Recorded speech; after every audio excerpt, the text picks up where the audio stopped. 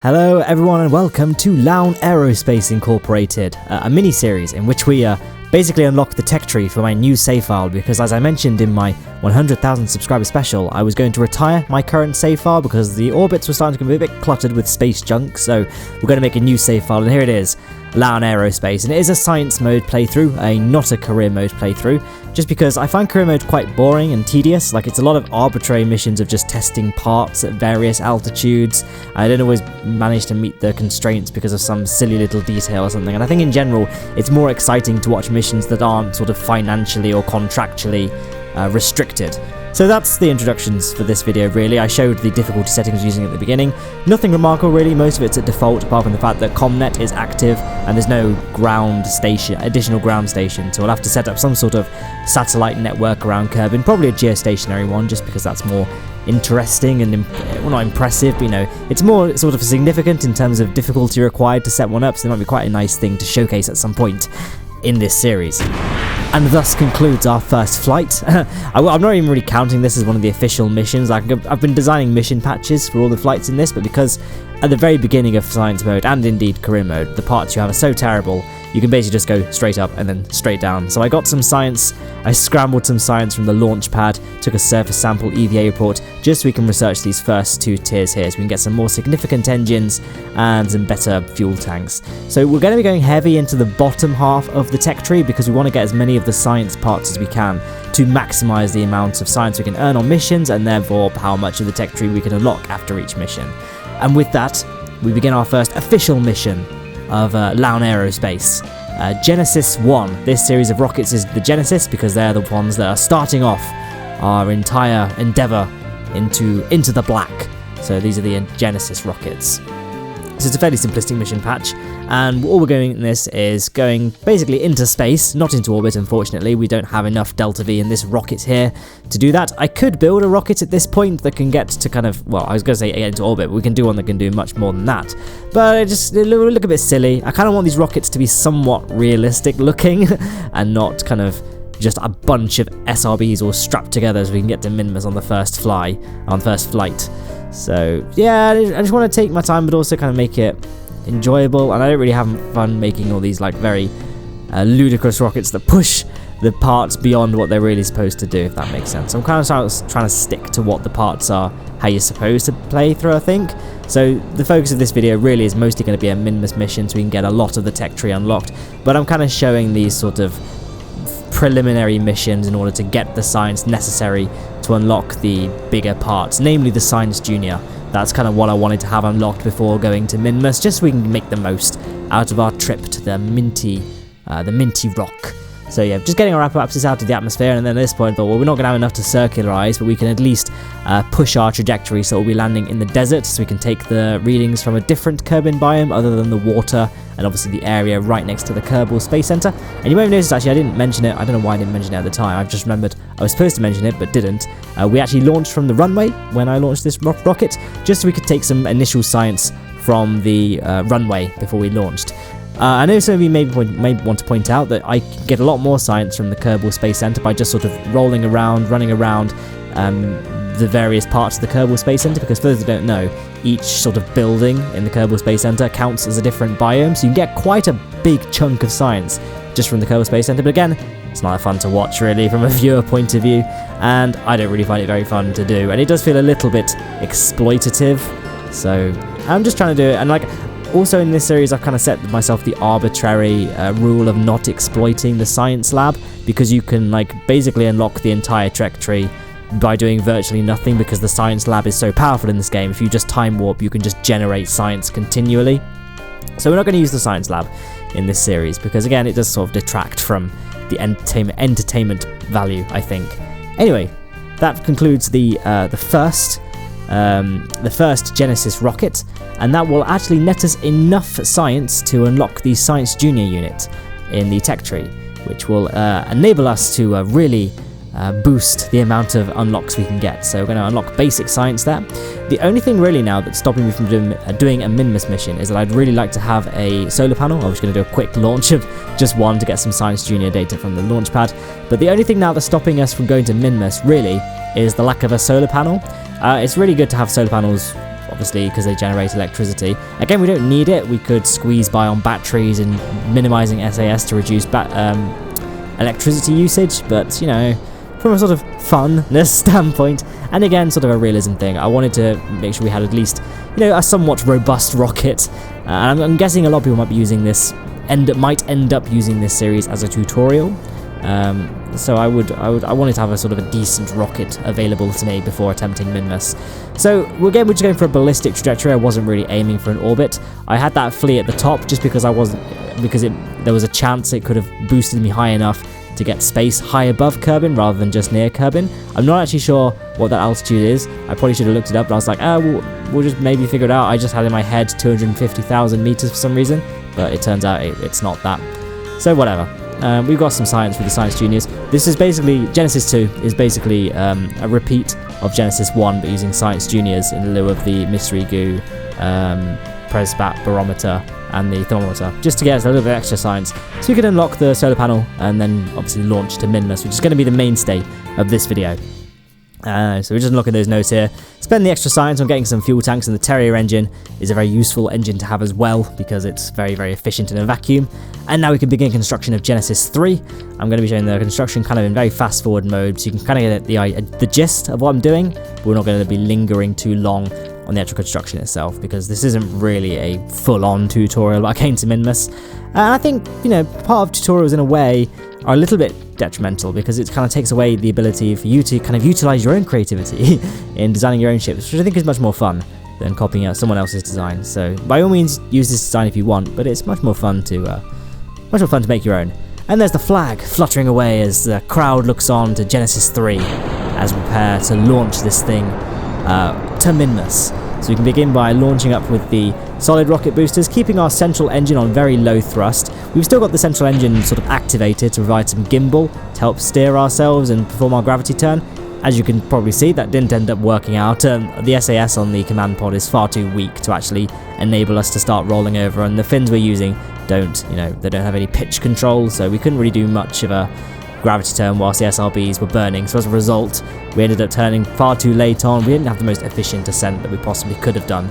But it doesn't really matter, we're only going to Minmus, we don't need a huge amount of fuel anyway. And I actually have quite a bit of extra fuel in this because we're going to be doing quite a few different biomes. Again, I could have done every single biome on Minmus, but I kind of wanted to take the opportunity to... Well, I kind of wanted the excuse to come back to Minmus later on, because once we've done this mission, we'll unlock all the other science units, like particularly the Gravioli gravity scanning module. That nets quite a lot of science when you use it, so I kind of wanted to get that unlocked. So I thought, let's just do half of the Minmus biomes. I think we do half or thereabouts, and then we'll go back on another date and get the rest of Minmus science and the other biomes when we've got all the other science kit as well. And, you know, let's drag this series out a little bit, so, you know, it's the best of both worlds situation, really. But, well, I don't know. I mean, I usually, when I played this game, not for YouTube, like when I just played by myself, I would typically unlock the entire tech tree just in Kerbin's sphere of influence, as in just on the Mun and Minmus. You can unlock the entire tech tree just from the Mun and Minmus. In fact, you could probably do it just from Minmus. But again, it's not that fun. So I'm thinking either the next Genesis mission, it's either to the Mun or Juna. Probably not back to Minmus again, to be honest. I just disabled the Comnet thing quickly just so I could close that maneuver node. We're not going to use it. I just wanted to get rid of it because it was annoying me. But I couldn't actually delete maneuver nodes with Comnet inactive, which seems really weird as a restriction for the Comnet. You'd think you'd be able to delete maneuver nodes and just not be able to place them or use them, but whatever. Seems like a weird choice. So anyway, if you look at Kerbal Engineer at the top of the screen, we can see our biome just above Delta V total. If you haven't got Kerbal Engineer installed, well, first of all, I would recommend just go ahead and install it, but just in case you're playing on console or something like that, then the way you can see what biome you're over, kind of without Kerbal Engineer, is just bring your Kerbal onto an EVA, and then right-click the Kerbal and hit EVA Report, and it would tell you what biome they're above. Anyway, you may have noticed as well, we're not using Jebediah on this occasion, because whilst Jebediah would be far more, useful because he can control the ship without needing Comnet to do maneuver nodes and things like that, he can't reset science containers, which is what Bob can do because he's a scientist. So we only need to have one Science Junior unit, and then Bob can sort of clean it out, and we can reuse it in various other biomes as well. So it's really, really useful to have a scientist, and it's well worth the compromised ability to fly the ship. So, and I mean, it's not that bad, to be honest. I mean, it's probably more significant in career mode, where he'll be a lower level, so can't use all the other flight controls, but in science mode, it doesn't really make a difference. The effects of using a scientist over a pilot are very negligible compared to the rewards. And with that, there's the lowlands done. So the next we're going to do is fly to the Great Flats, which are a very easy biome to spot because they're very great and very, very flat. And they're also very good for beginners as well. In fact, Minmus, as in general, is very good for beginners. I'm just doing some science from space near Minmus here, whilst we're hopping over. But yeah, the Great Flats are great for beginners because it's a very flat surface, so it's very hard to, you know, mess it up. You won't be tipping over when you've landed. And like I say, Minmus, whilst it takes a little bit more Delta V to reach Minmus, actually landing on Minmus is much, much easier than the Mun, and it takes far less fuel than landing on the Mun. Like a Minmus mission, provided you're just doing one landing in somewhere and then going home again, it takes less Delta V overall to do a Minmus mission than a Mun mission, and because of Minmus's low gravity and very, very forgiving, well, it's very forgiving gravity, and like it has these big salt flats, it's the best place to go for beginners. So yeah, a lot of people think they have to go to the Mun first, the Mun is easier. Not true. Minmus is the best place to go if you're a beginner. And just an added benefit, you actually get slightly more science from Minmus than you do for the Mun, I'm guessing because it's further away. It's just an arbitrary thing, I don't really know, because again, Mun is harder than Minmus. But you get more science for the surface samples, it's easier to land on, and I think it looks kind of more aesthetically interesting than the Mun as well, so there's really no reason not to visit Minmus first. But there we go. So we can get Bob out on his EVA, get our science, and then of course do a quick sort of little jetpack around, and then we can plant our flag. And planting the flag, you know, whilst it's a satisfying thing and a momentous occasion and all of that good stuff, it actually serves a good purpose as well, because it allows us to mark out the biomes, not only so we can kind of see where the biomes all are, but it also means that if we forget which ones we've done, we can just have a look at the map screen and see which biomes we've got marked out, because I've been naming the flag site in case you've got a low quality video or something, as in your quality is low, and you couldn't quite read what I was typing. I've been naming the flags kind of by lowlands biome and Great Flats biome, and so on and so on and so on. So the next thing we're going to do is tilt our ship over 180 degrees on the nav ball and start flying south, and we're going to hit three more biomes? Yeah, 3 more biomes. We can get some Midlands science, and we can also get some Highlands science, and then finally science at the South Pole.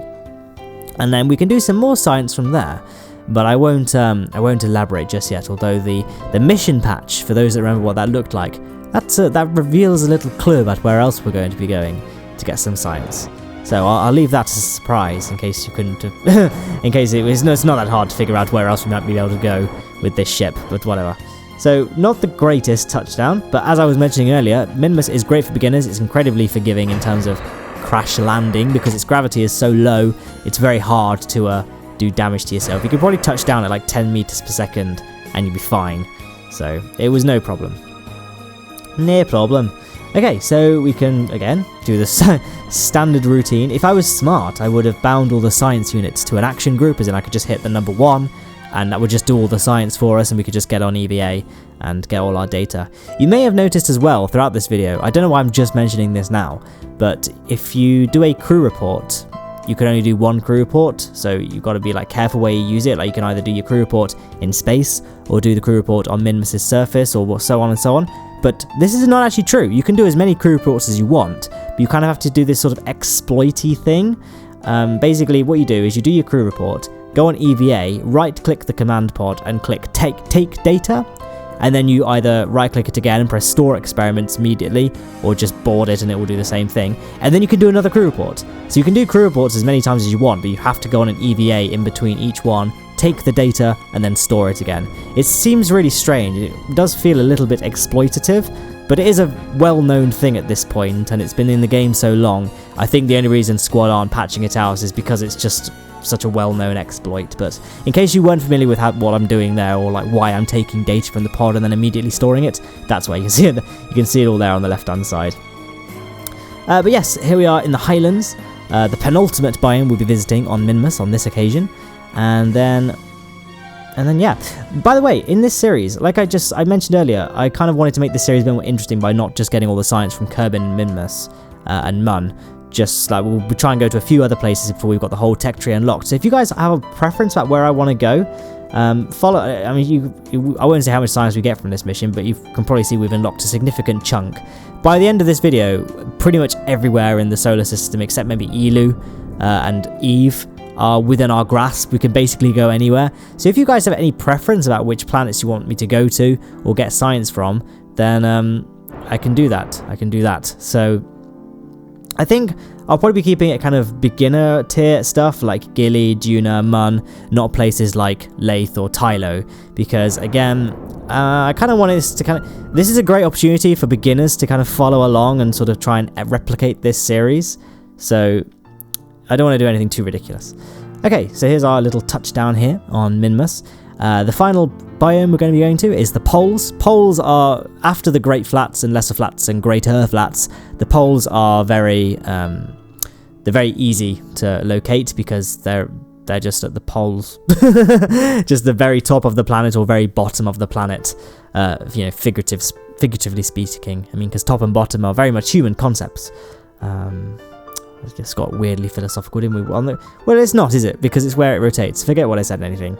And then we are planting our final flag here. I hope you guys like the flag, by the way. I was quite happy with how the flag came out. I'm not sure if I liked having the globe thing and the text logo at first, but it's grown on me.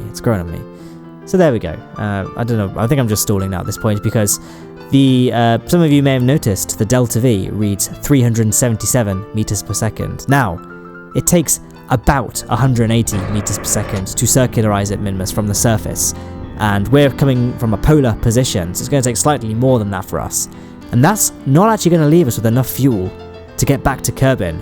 We're not going to be able to lower our periapsis enough, and like I said from the beginning, I didn't want this series to be too ridiculous. I wanted to still sort of remain somewhat realistic, so I don't want to just get out and push with our jetpacks, which is a good little tip for those of you who get stuck in a worst case scenario.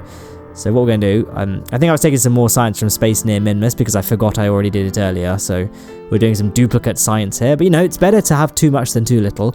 If you're not sure, just do it again anyway, and it will tell you if you messed up. So we're going to do some science from space near Minmus here, and then we can do some science from space high above Minmus, as we rose our thing there, but we only have 126 meters per second of fuel remaining, which is not enough to get our periapsis anywhere near the Kármán line of Kerbin. So we're going to be doing a little trick, a little bamboozle here. Well, not a trick, just like well, I guess a cheeky maneuver using well, I was hoping I was talking slowly enough for the footage to catch up, but apparently that's not happened, so I'll just say it. We're going to be doing a Mun slingshot to get back to Kerbin. Now, doing a Mun slingshot to get back to Kerbin will enable us to do two things. First of all, it will enable us to get back to Kerbin, which, you know, is always a good outcome for missions. It's always a successful mission when your astronauts get home, I like to think.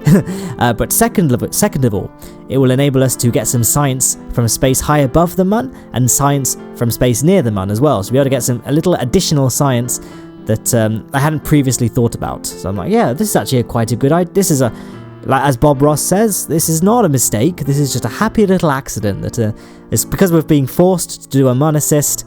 It's going to get us some more science. And hey, like I said earlier, this is kind of a good series maybe for beginners to follow along with. So if you end up in a similar predicament, this is how you could get back. So first of all, I had to warp to a place where I was connected to the Kerbal Space Center so I could create maneuver nodes, because we're not using Jebediah now, and Bob can't make maneuver nodes without being connected to the Space Center.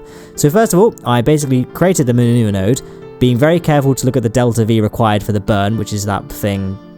You can see it right, 118.3 meters per second, comparing that to our delta V total on the Kerbal Engineer. Basically, to get myself a Kerbin encounter, then I kept on moving the maneuver node kind of around my orbit until it reached a point where my Mun encounter point and Mun periapsis were changing the orbit, my orbit height enough that my periapsis would fall within Kerbin's atmosphere level.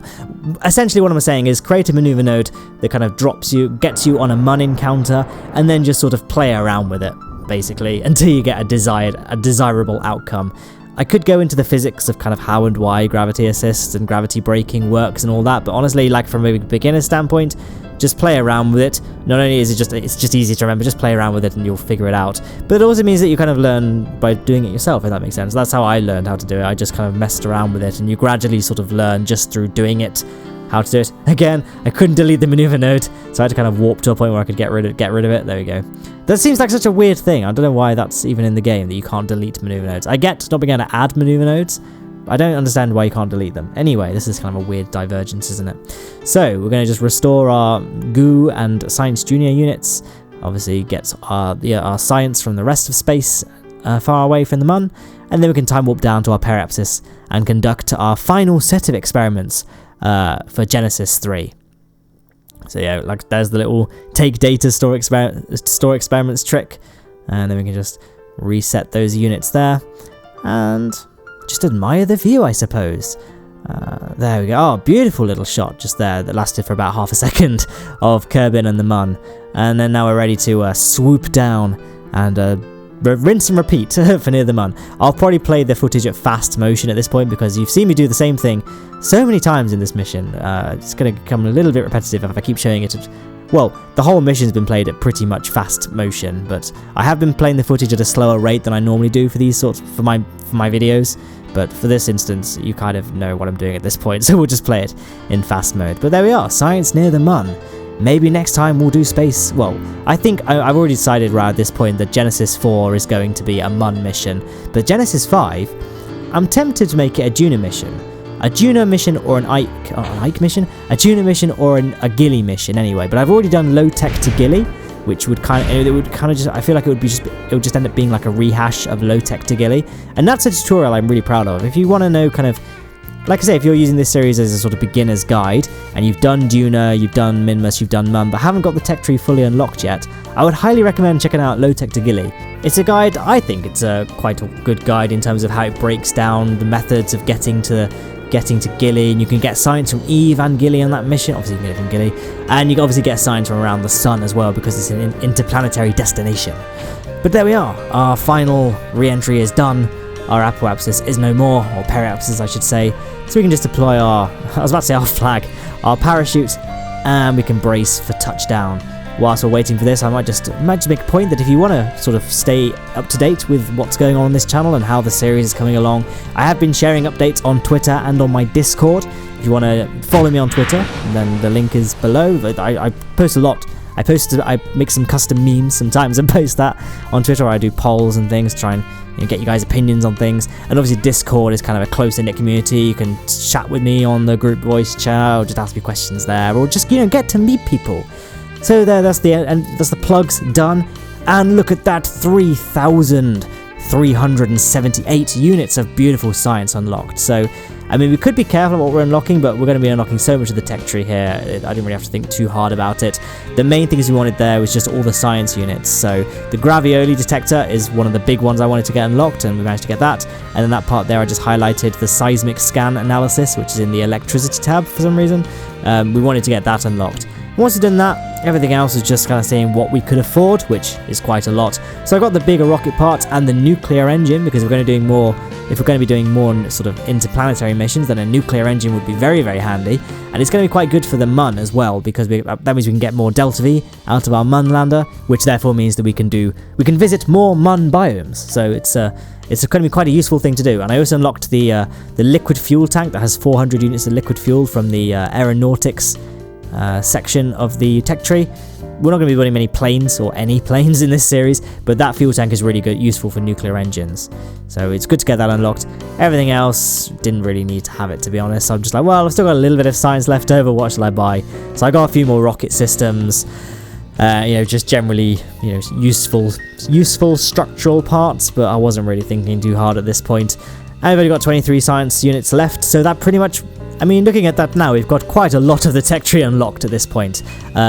But while it looks like we've kind of got it halfway through, we are in fact, unfortunately, nowhere near. We still need another 13,320 units of science to get the rest of the tech tree unlocked. But now we've got all of the science harvesting units unlocked, it's going to be much, much easier to get those big science points quickly. So, I hope you enjoyed this pilot episode of this series. If you hated it, then we might not do any more. But hopefully you guys enjoyed it, the slight change of pace.